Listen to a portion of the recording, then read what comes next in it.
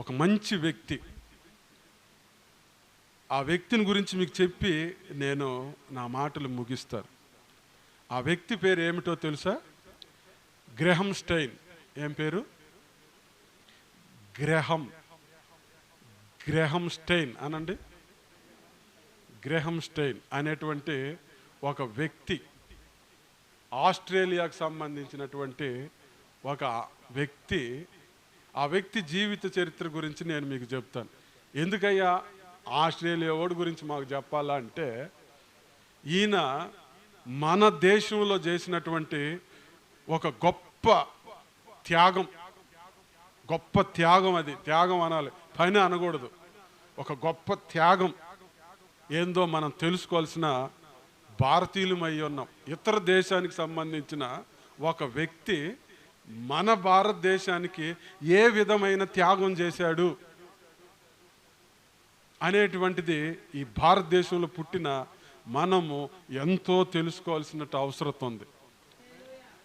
పోయిన జనవరి 22 ఆయన్ని జ్ఞాపకం చేసుకున్న పరిస్థితులు ఎందుకయ్యా అంటే, ఈ గ్రహం స్టైన్ అనేటువంటి ఒక వ్యక్తి, ఈయన ఒక క్రైస్తవ కుటుంబానికి సంబంధించిన ఆయన. ఎవరైనా ఒక క్రైస్తవ కుటుంబానికి సంబంధించిన వ్యక్తి.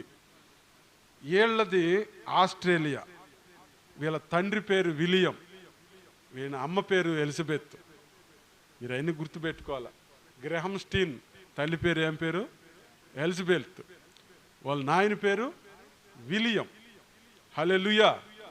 వీళ్ళు ఒక క్రైస్తవ కుటుంబం, యేసు ప్రభువుని అనుసరిస్తారు, మహాభక్తి పరులు. కనుక ఆ పుట్టిన ఈ బిడ్డకి, ఈ గ్రహం స్టీన్కి కూడా బైబిలు, ప్రార్థనలు అన్నీ నేర్పిస్తూ భక్తిలో ఎదుగుదల చేస్తారు. పాపం బాబు బాగా ఎదుగుతూ, పెద్దల దయ దేవుని దయ అందు ఎదుగుతూ పెద్దవాడు అయ్యాడు, చదువుకుంటున్నాడు. చదివిన చదువు డాక్టర్. ఏంటిది? డాక్టర్ చదివాడు. చివరికి అనుకున్నట్లుగానే డాక్టర్ అయ్యాడు. కానీ ఈ గ్రహం స్టీన్కి తృప్తి లేదు. ఏంటో తెలుసా? ఎందుకని? మంచి ఉద్యోగం, మంచి డబ్బు, ఏ లోటు లేదు, కానీ తృప్తి లేదు. ఏంటంటే, నేను ప్రజలకు ఏ విధంగా వాడబడాలి, నా యేసయ్య అనేకులకి ఎలా త్యాగం అయ్యాడో అలాగే నేను కూడా అనేకులకి ఒక ఉపకారిగా మారాలి అని చెప్పేసి, అంటే ఒక పరిచర్య నేను చేయాలనే ఒక తపన, ఒక ఆరాటం కలిగి తాను ఏం చేశాడో తెలుసా? మన భారతదేశానికి తను వచ్చాడు. హల్లెలూయా. ఏం చేశాడు? మన భారతదేశానికి వచ్చాడు. వివాహం చేయబడక ముందే మన భారతదేశానికి వచ్చి అతను ఏం చేశాడనంటే, పరిచర్య చేయాలి. బలహీనులు ఎక్కడున్నారు? భారతదేశంలో భయంకరమైనటువంటి బలహీనతల్లో పడిపోయినారు. వీళ్ళకి నా తగిన శక్తి వీళ్ళకి ఉపయోగించి నేను వాడబడాలని చెప్పి ఈ గ్రహం స్టీన్ మన భారతదేశంలో పనిచేయటానికి వచ్చాడండి.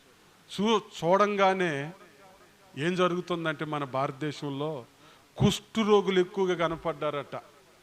ఆయన ఉన్నటువంటి ఆ ప్రాంతంలో, ఒరిస్సా అనేటువంటి ఆ ప్రాంతంలో తను నివసించటం జరిగింది.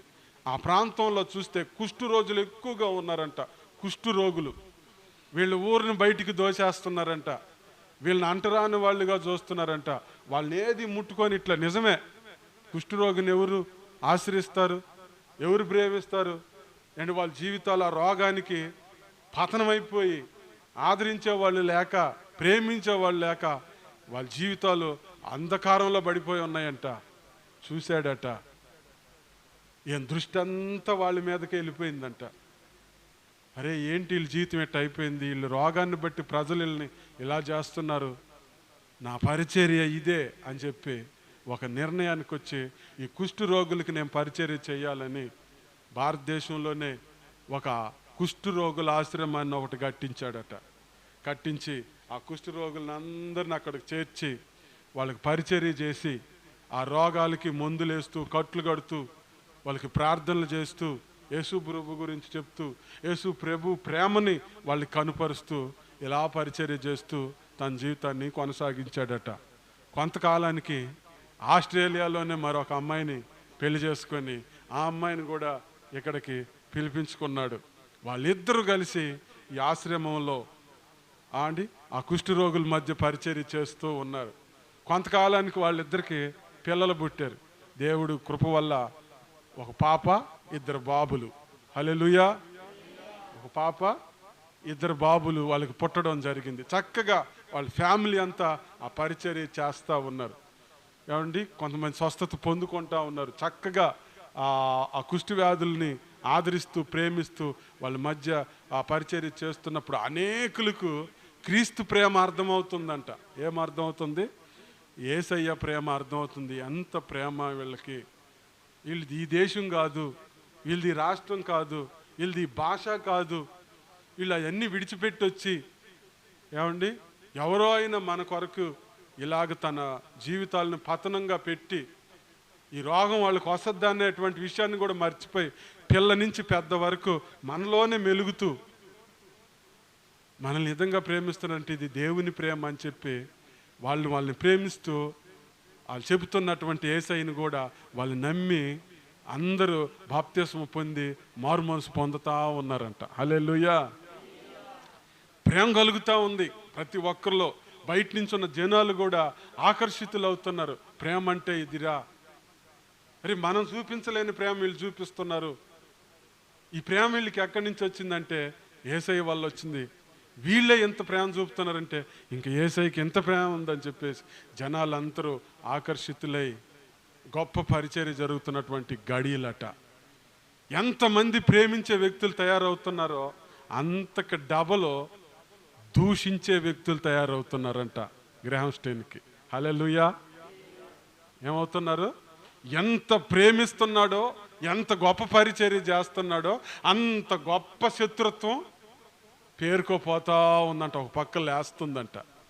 నా దేవుని బిడ్డలారా, పరిచర్య ఎంత బలంగా లేస్తే అంత బలంగా శత్రు సమూహం కూడా లేస్తుంది. అది తప్పదు. ఈ గ్రాహం స్టీన్కి కూడా అట్లాగే శత్రు సమూహం లేచారు. మరి వాళ్ళ ఉద్దేశాలు ఏమిటో మనకైతే తెలియదు. కానీ ఈ గ్రాహం స్టీను మన దేశంలోకి వచ్చి అనేకుల్ని ఆకర్షించుకుంటున్నాడు, అనేకుల్ని మార్చేస్తున్నాడు. ఏమనుకుంటున్నారో ఏమో, వాళ్ళకి అది ఏం పాపం అనిపించిందో, ఏమి నేరం అనిపించిందో కానీ వీళ్ళని చంపేయాలనేటువంటి ఆలోచన కలిగారండి. ఒకనొక రోజున వాళ్ళు గ్రాహం స్టీను ఆ ఇద్దరు కుమారులు కారులో ఉన్నారట. వారు కారులో ఉండగా అకస్మాత్తుగా ఒక గుంపు జనం కత్తులతో బల్యాలతో వాళ్ళ మీద పడి, కత్తులతో పొడిచి బల్యాలతో పొడిచి ఆ ఒరిగిడ్డి కారు కింద వేసి పెట్రోల్ పోసి తగలబెట్టారంట సజీవంగా. హల్లెలూయా. తగలబెట్టి చంపేశారంటండి పసిబిడ్డల్ని, గ్రాహం స్టీన్ని. కారులో లేని వాళ్ళు ఎవరో తెలుసా? గ్రాహం స్టీన్ భార్య, ఆ కూతురు. వాళ్ళిద్దరు ఆ కారులో లేరు. చనిపోయింది గ్రాహం స్టీను, ఆ ఇద్దరు బిడ్డలు. ఏమండి వాళ్ళు కొట్టి చంపడమే కాదు, అంతటితో కలిసి పోలా. వాళ్ళు ఏం చేశారనంటే పెట్రోల్ పోసి గడ్డేసి కారు సజీవంగా తగలబెట్టి చంపేశారంట. తరువాత తెలిసింది, దేశం మొత్తం గోలగోల అయిపోయింది. ఉంటారు కదా ఇక అందరూ ప్రేమించే వ్యక్తులు, ఎందుకు ఇలా చేశారని తిరగబడే కొంతమంది. ఇది అన్యాయం జరిగింది, పాపం వాళ్ళు దేశం వదిలేసి ఈ దేశానికి వస్తే అన్యాయంగా చంపేశారని చాలామంది నినాదాలు చేశారు. చాలామంది వాళ్ళ యొక్క నిరసనలు వ్యక్తపరిచారు. ఇది భయంకరమైనటువంటి హత్య కేసు. ఇది ప్రపంచంలో ఘోరమైన హత్యలలో ఆ జాబితాలో ఇది చేర్చబడాలి. ఇంత ఘోరంగా వీళ్ళని చంపారే, ఇది జీవితాంతం అనేకులు గుర్తించుకునేలాగా ఘోరమైన హత్యలలో ఈ కేసు చేర్చబడాలని చెప్పి ఆ దేశ నాయకులు ప్రకటించడం జరిగిందంట. నా దేవుని ప్రియులారా, మన దేశంలో దేశం కాన దేశం కలిగిన వ్యక్తి, ఆయన భాష కాని వ్యక్తి వచ్చి గొప్ప పరిచర్య చేసి ఆయన ప్రేమను కనుపరిచాడు. హల్లెలూయా. తరువాత తన భార్యకి కూడా తెలిసి ఆ ప్రజలందరూ తన భార్యతో చెప్పి కేసులు పెట్టేసి వాళ్ళని ఉరిదీయాలనేటువంటి ఆలోచనలు చేసినప్పుడు తన భార్యని కోర్టు అడిగారంట, అమ్మ నువ్వు ఏది చెప్తే వీళ్ళకి ఆ శిక్ష వేస్తామని భార్యని అడిగారట. ఆ కూతురు భార్య చెప్పిన సాక్ష్యం ఏందో తెలుసా? వాళ్ళు ఏం చేస్తున్నారో వాళ్ళకి తెలీదు, తెలియకే నా భర్తని నా బిడ్డలను వాళ్ళు చంపారు. వాళ్ళకి తెలుసుంటే వాళ్ళు చంపేవాళ్ళు కాదు. వాళ్ళ అంధత్వంతో కన్నులు మూయబడిపోయినటువంటి మనుషులు, వాళ్ళకేం తెలీదు. వాళ్ళు నేను క్షమిస్తున్నా, నా బిడ్డ క్షమిస్తూ ఉంది, మీరు కూడా క్షమించి వాళ్ళు వదిలేయండి అన్నదంట. హల్లెలూయా. కోర్టు వాళ్ళు, అధికారులు నివ్వెరపోయారు, ఆశ్చర్యపోయారు. ఏమ్మా ఇంత దారుణమైన హత్య చేస్తే వాళ్ళని క్షమించమని విడిచిపెట్టమని అంటావా? ఎవరైనా అంటారా ఆ మాట? ఏమంటే ఒక మాట తిడితేనే కత్తులు ఎత్తుకొని వెళ్తారు తగాదికి. ఒక మాట ఏదన్నా అంటేనే అంతు తేల్చుకునే జనాలు ఉన్నారు ఈ లోకంలో, మా దేశంలో. ఏమమ్మా మీ భర్తని నీ బిడ్డలను చంపితే వాళ్ళని వదిలేయమని అంటున్నావు, ఎంత ప్రేమమ్మా ఇది? ఆశ్చర్యపోయారంటండి. తన భార్య తన కుమార్తె కూడా తన క్రీస్తు ప్రేమను అక్కడ చూపించటం జరిగింది. హల్లెలూయా.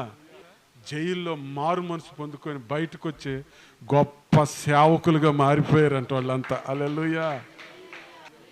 నేను ఈ మధ్య ఆ విషయాన్ని నెలలో ఆ విషయం నాకు తెలిసినప్పుడు కాస్త దాని గురించి తెలుసుకున్నాను. కనుక మీరు కూడా తెలుసుకోవాల్సినటువంటి అవసరత ఎంతో ఉంది. మీరు గమనించండి, మన దేశం కాని వ్యక్తి మన దేశం మీద ప్రేమ చూపుతున్నాడు. ఏమండి, క్రీస్తు ప్రేమను తను కనుపరుస్తున్నాడు. తన కుటుంబం, తన బిడ్డలు ఏ విధమైన త్యాగశీలులుగా మారిపోయారో మీరు ఆలోచించేయండి. క్రైస్తవులుగా మనం ఈ దేశంలో దేవుడు మనల్ని ఎన్నుకున్నాడండి. మన దేశంలో మనం ఎట్లున్నాం? దేశం కలిగిన వ్యక్తే మన దేశంలో అంత ప్రేమ చూపిస్తే, మన దేశంలో మన సహోదరుల పట్ల మనం ఎలాగున్నామో నేర్చుకోవాలి. అందుకే యేసయ్య అంటాడు, నిన్ను వలే నీ పొరుగువాడిని ప్రేమించు. మన దేశంలో మన సహోదరుల్ని మనం ఎలా ప్రేమిస్తున్నాం? మన ప్రాణాలు పెట్టే అంత విధంగా మనం ప్రేమిస్తున్నామా? మనం ప్రేమిస్తూ మన కుటుంబీకులు కూడా ప్రేమించే విధంగా వాళ్ళని నడిపిస్తున్నామా? ఆ మహా గొప్ప భక్తుడు హతసాక్షి అయిపోయాడు ప్రభు కొరకు. మనం ఎలాగున్నా జ్ఞాపకం చేసుకో. మన సహోదరుల పట్ల మన హతసాక్షులు అవ్వాల్సిన పనిలే, చంపబడాల్సిన పనిలే. మనకున్న జీవితంలోనే యేసయ్య ప్రేమను మనం ఇతరులకు ఏం చేయాలి? పంచాలి, చూపించాలి. ప్రేమ కలిగి ఉండుటకు ప్రయాసపడాలి. హల్లెలూయా.